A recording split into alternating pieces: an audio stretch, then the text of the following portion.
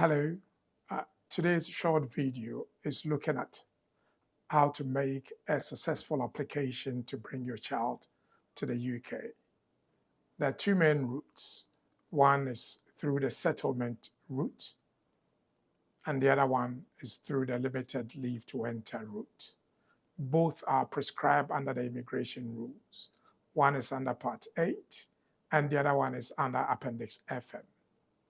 This video assumes that your child meets all the eligibility requirements and the suitability requirements and the maintenance and accommodation requirement.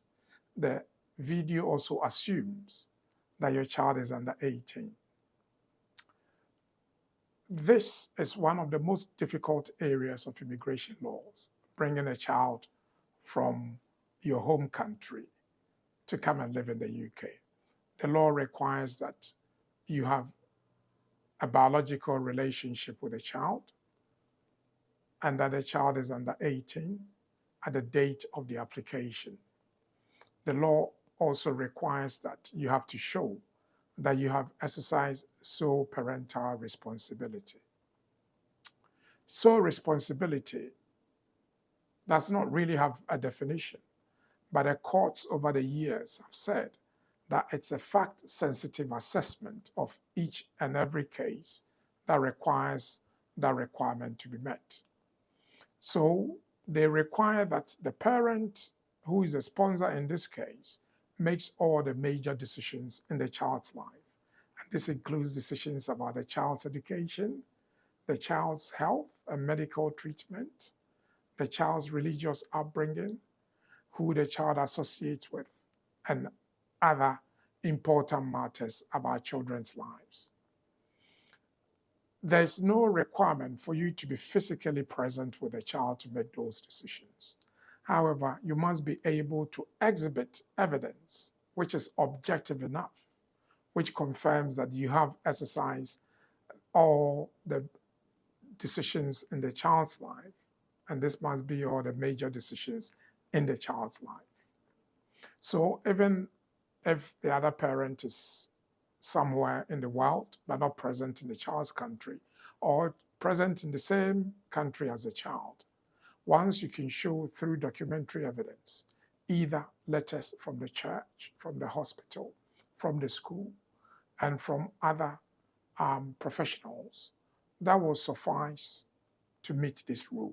The contents of the letter must expressly state that you are related to the child, that as far as they are concerned in their professional view, you have made all the major decisions in the child's life about that aspect of their duty. So if it's the school, they will have to talk about the school and that you've made all the major decisions about the child's life in education. If it's a hospital, then they will have to say that you've made all the decisions, or the major decisions about the child's life in the education. So as religion, church, mosque, and any other religious association or organization. What we usually do is that we usually write to those professionals and ask them to express a professional opinion to confirm that you are the person who has exercised your responsibility. That does not mean that the child does not live with another person. It's almost invariable that a child under 18 will be living with another adult who will be making decisions about that child. But that person must be a conduit for you to pass all the decisions through. So the law expects you to show that you have delegated the decision making to someone else, which means that you make the decision and the person carries out the instructions. There's nothing wrong with showing that the person carries out the instruction. What is important is that you have the evidence to confirm that you make all the major decisions. Remember that the law does not say all decisions. The law requires you to show that you've made the major decisions. That is why we put a lot of emphasis on education, medical and health treatment, on church, religious upbringing, or the mosque. These are usually the major things in every child's life.